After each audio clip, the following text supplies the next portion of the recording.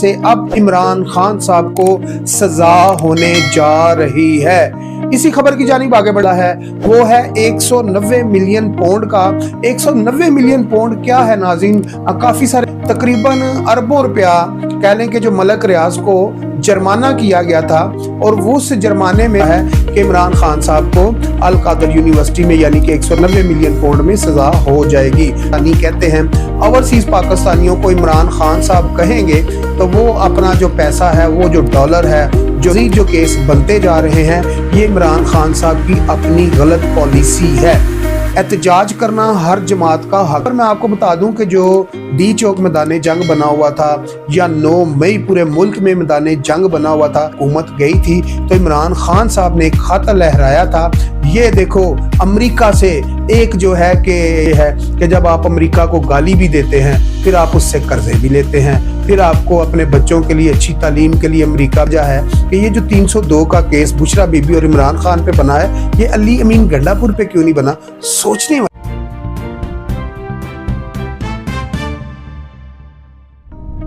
तो अस्सलामुअलैकुम नाजरीन, जेजेडीवी के प्लेटफॉर्म से मैं हूं सुल्तान और आप देख रहे हैं मेरा डिजिटल चैनल।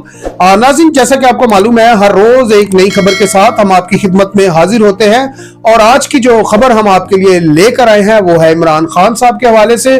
कौन सी ऐसी दफात है, कौन सी ऐसी सजा है, कौन सा ऐसा केस है जिसकी वजह से अब इमरान खान साहब को सजा होने जा रही है। इसी खबर की जानिब आगे बढ़ने से पहले मेरी रिक्वेस्ट है कि आप मेरे चैनल को लाइक कर दें, शेयर कर दें, सब्सक्राइब कर दें और आने वाली वीडियो को ज्यादा से ज्यादा शेयर करें। नाज़रीन, कहा यह जाता है कि इमरान खान साहब को 500 से जायद दिन गुजर चुके हैं कि इमरान खान साहब जो है कि जेल में बैठे हुए हैं। इंसान कोई भी हो, कोई भी इंसान अगर जेल में है तो उसके दिन ब दिन जो केसेस हैं वो कम होते हैं। आखिर कौन सी ऐसी वजह है कि इमरान खान साहब जेल में भी हैं और इमरान खान साहब के ऊपर केस बढ़ते जा रहे हैं?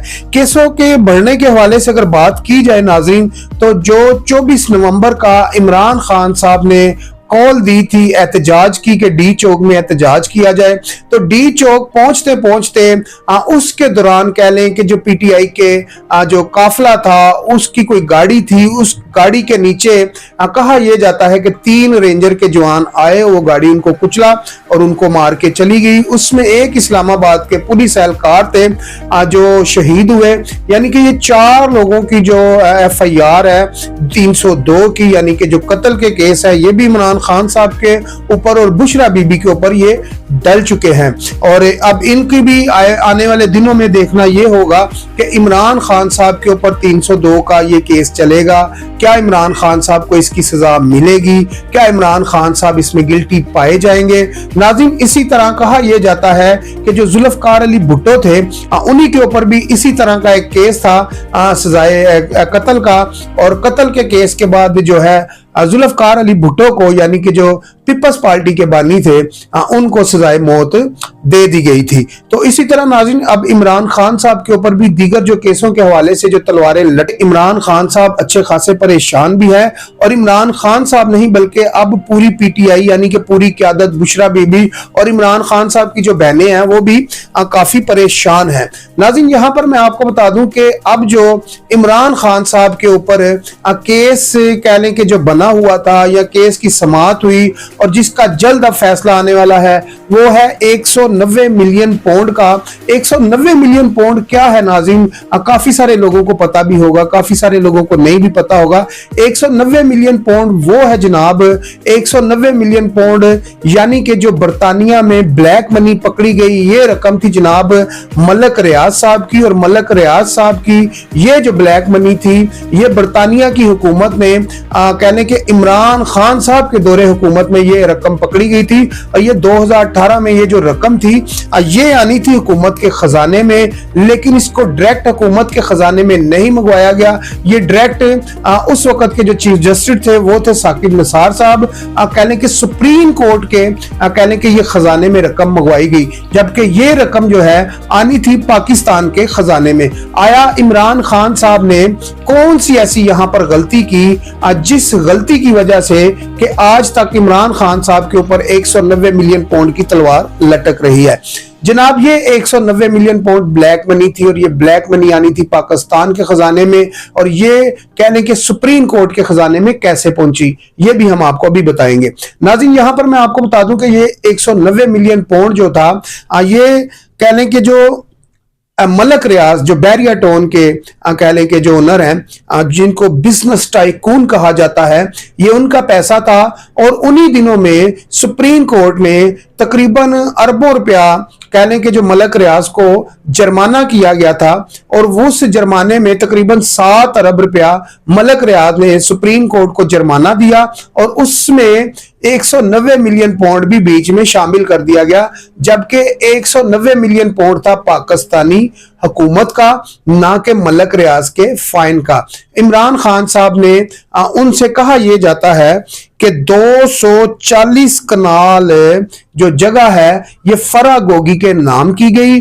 फिर उसके बाद इसी जमीन के जो ट्रस्टी थे वो थे जुल्फी बुखारी साहब, और जुल्फी बुखारी साहब ने ये जो जमीन है बाद में बुशरा बीबी के नाम हुई। लेकिन जब 200 कहा यह जाता है कि जब 240 कनाल की जो राजी थी ये जब कह लें कि जब वजूद में आई या इनके नाम हुई, तो उस वक्त तक जो है कि आप अल कादर यूनिवर्सिटी का कोई नामो निशान नहीं था, अल कादर यूनिवर्सिटी का कोई नामो निशान नहीं था। जब ये जो जमीन है फरा गोगी से जुल्फी बुखारी से जब कह लें कि इमरान खान और बुशरा बीबी के नाम होती है, तो इसके ऊपर जो है कि एक अल कादर यूनिवर्सिटी बनाई जाती है। लेकिन यहां पर यह भी कहा जाता है नाज़रीन कि ये अल कादर यूनिवर्सिटी की जो जमीन थी, इससे पहले सारे मामला जो है 190 मिलियन पाउंड के ये तय हो चुके थे।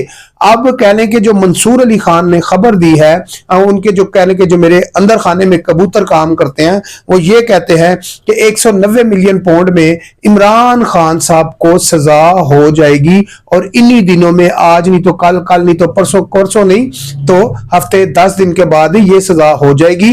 और मंसूर अली खान के जो कबूतर हैं उनको ये बताते हैं कि इसमें अब जो पीटीआई की क़यादत है उनको भी पता है कि इमरान खान साहब को इसमें सजा होगी, और कहा यह जाता है कि जो इमरान खान साहब के वकील हैं उनको भी पता है कि इमरान खान साहब को अल कादर यूनिवर्सिटी में यानी कि 190 मिलियन पाउंड में सजा हो जाएगी। मेरा यहां पर एक सिंपल और सादा सवाल ये है, जब ये पैसा मलक रियाज का था और मलक रियाज ने ये जो पैसा है कह लें कि ज़ाहिर का बात है, जब भी मलक रियाज का कह लें कि पीपल्स पार्टी नून लीग हो या कह लें पीटीआई हो, मलक रियाज ने हर हुकूमत के साथ अपना गठ जोड़ रखा है और अपने आप को सेफ कर लेता है मलक रियाज। और मलक रियाज को पिछले दिनों में हुकूमत ने यह भी कहा कि आप जो है वादा माफ गवाह बने और आपको हम बचा लेंगे, लेकिन मलक रियाज ने वादा माफ गवाह बनने की बजाय वो कह लें कि पाकिस्तान छोड़ के दुबई भाग गए ताकि मुझे वादा माफ गवाह ना बनना पड़े। मलक रियाज ने कहा यह आपकी आपस की लड़ाई है, आप आपस में लड़ें, लेकिन ये पैसा तो मलक रियाज का था, तो मलक रियाज को भी मेरा ख्याल इसमें पनिश मिलनी चाहिए थी। तो मलक रियाज जनाब बरी जुम्मा होके वो बाहर भाग गए, क्योंकि वो पीपल्स पार्टी के भी राज दुलारे हैं और मुस्लिम लीग नून के भी वो कहा यह जाता है कि राज दुलारे हैं। तो नाज़रीन यहां पर मैं आपको बता दूं कि इसी तरह एक केस है जिसमें आपको मैं बता दूं कि फैज हमीद बंद है। फैज हमीद के बाद इमरान खान साहब भी उसमें कह लें कि जद में आ रहे हैं। जनरल फैज हमीद रिटायर जो है उसके ऊपर एक केस बना, उसके अंदर फैज हमीद का कोर्ट मार्शल हो गया। कोर्ट मार्शल के बाद उनको अब कह लें कि अनकरीब सजा के करीब है। कहा यह जाता है कि जब फैज हमीद को उम्र कैद में सजाए मौत होगी तो उसमें इमरान खान साहब भी फंसेंगे, लेकिन उन दोनों के बीच में इमरान खान और कमर जवेद बाजवा के कह लें इमरान खान और फैज हमीद के दरमियान में कमर जवेद बाजवा साहब भी आते हैं। वो कैसे बरिया जुम्मा हो गए, जबकि उस वक्त के बॉस जो हैं चीफ जस्टिस कह लें कि आर्मी चीफ जो थे वो कमर जवेद बाजवा थे। तो ये खिचड़ी समझ नहीं आती कि जो लोग असल करैक्टर थे या असल जिन लोगों के ऊपर ये केसेस बनने चाहिए थे वो कैसे इसमें से निकल गए। अगर नाज़रीन 3 बंदों ने मिलकर जुर्म किया है तो मेरा ख्याल 3 लोगों के ऊपर ही केस बनना चाहिए, या 4 लोगों ने कह लें कि वारदात डाली है तो 4 लोगों के ऊपर FIR होनी चाहिए। ये तो नहीं कि 2 को बरी जुम्मा दे दिया जाए और 2 के ऊपर केस कर दिया जाए।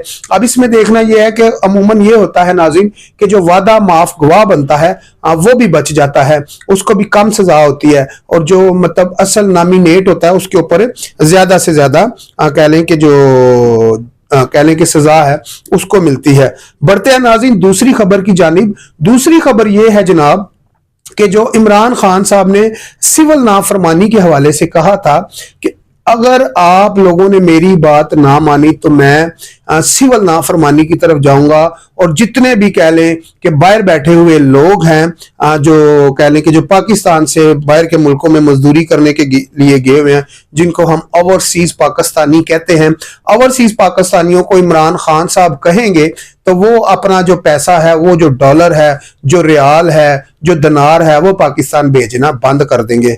अब मुझे नहीं लगता कि ये रियाल और दिनार जो है या डॉलर जो है कि इमरान खान साहब के कहने पे पाकिस्तान में आने बंद हो जाएंगे। इमरान खान साहब के कहने के ऊपर 10 नहीं 100 नहीं 50 बंदे बंद कर देंगे। अच्छा, यहां पर मैं आपको बता दूं कि जो दुबई, मकसद, रियाज और कह लें कि इंग्लैंड, जर्मनी, किसी भी मुल्क में अगर ओवरसीज पाकिस्तानी हैं तो पाकिस्तानियों ने अपने घर में रुपया पैसा भेजना है, खर्चा भेजना है, लेकिन इमरान खान साहब ने इसका भी हल निकाला है। इमरान खान साहब ने कहा कि आप जो है पैसे जो हैं कह लें कि जो बैंकों के थ्रू ना भेजे, होंडी के जरिए भेजे।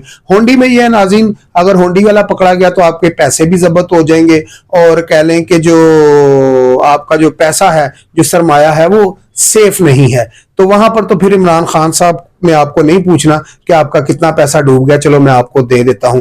लिहाजा अपने पैसे का आप खुद ख्याल करें। और अगर बात की जाए इमरान खान साहब की सिविल नाफरमानी के हवाले से, तो ये भी आने वाले दिनों में इमरान खान साहब के ऊपर एक मुकदमा बनेगा, क्योंकि जाहिर बात है जब आप रियासत के खिलाफ जाते हैं तो आप कोई भी हैं तो आपके ऊपर केस या मुकदमात बन सकते हैं। जिस तरह के आप देख सकते हैं कि एक शख्स 2017 से 18, 19, 20, 21 में पावर में रहने वाला जनरल फैज हमीद जब कह लें कि कानून के कटहरे में आ चुका है, तो मेरा ख्याल है बड़े बड़े लोग इसमें आ सकते हैं।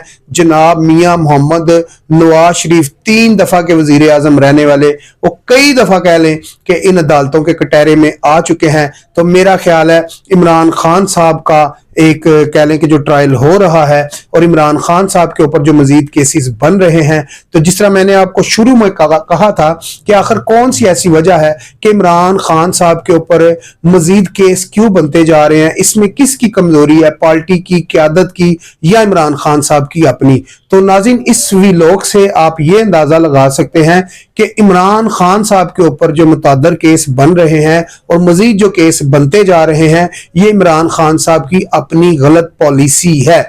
एहतजाज करना हर जमात का हक बनता है, इमरान खान साहब का राइट बनता है, पीटीआई का राइट बनता है कि वो सड़कों पे निकले, अपना एहतजाज करे, लेकिन इस तरह का एहतजाज बिल्कुल ना करे जिससे आपके मुल्क को नुकसान होता है। तो यहां पर नाज़रीन मैं आपको बता दूं कि इमरान खान साहब जो हैं दिन ब दिन अदालतों में क्यों दसते और फंसते जा रहे हैं, अपनी गलत पॉलिसी की वजह से। तो इमरान खान साहब को अपनी पॉलिसी ठीक करनी होगी।